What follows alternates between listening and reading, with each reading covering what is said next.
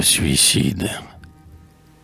Près de mourir, mais doux comme une jeune fille, et l'offrant dans ses mains, l'homme se rue d'amant. Dans une ombre profonde et vaste où rien ne brille, sonde la profondeur de son isolement. Il pleure d'être en proie à des maux fatidiques. Son cœur subit des chocs mystérieux et sûrs, et les anciens baisers des femmes impudiques rougissent ses bras nus comme des flots impurs.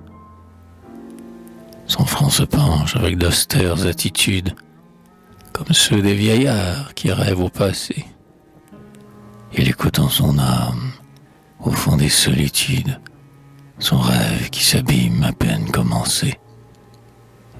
Il songe qu'il est mort bientôt, que sa jeunesse s'est enfuie un beau soir d'hiver sous d'autres cieux, qu'il est seul, sans un rire et sans une caresse, et de grands pleurs d'amour découlent de ses yeux. Levant la tête, il voit des oiseaux dans la brume, à travers les rayons de lune bleus et blancs. Et là-bas, tout là-bas, sous un vieux toit qui fume, funèbre et tout en pleurs, sa mère à bras tremblants.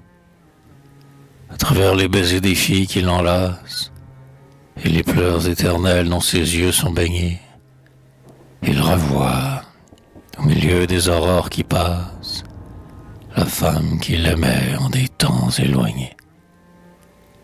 Ses cheveux ruisselaient ainsi qu'une avalanche. Elle avait des regards tendres, quoique flottants. C'est là, sous ce vieil arbre et près de cette eau blanche, que le front dans ses mains il l'embrassa longtemps. Voici les vieux chemins qu'ils parcouraient ensemble. Il les regarde. Il dit tristement, les voici. Les arbres font entendre un chant funèbre. Il semble, puisqu'ils pleurent, qu'ils vont bientôt mourir aussi. Qu'est-ce donc que le vent à gémir de la sorte?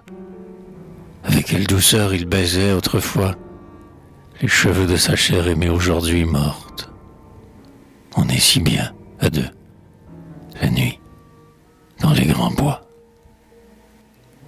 Leurs deux fronts endormis au bruit des fontaines, leurs deux cœurs amoureux n'en faisaient plus qu'un seul, comme tous s'est enfui vers des rives lointaines, comme l'ombre s'abat tristement. Quel linceul! C'est ainsi qu'ils revoient, vieux, comme dans un songe, leurs aveux, leurs baisers et le passé si beau, et l'amour éternel, cet éternel mensonge, avant de s'adonner de lui-même au tombeau. Tel un fleuve, lassé de sa course inféconde, épuisé de courir sur un sol dévasté, regarde quelque temps la mer large et profonde, avant de s'engloutir dans son immensité.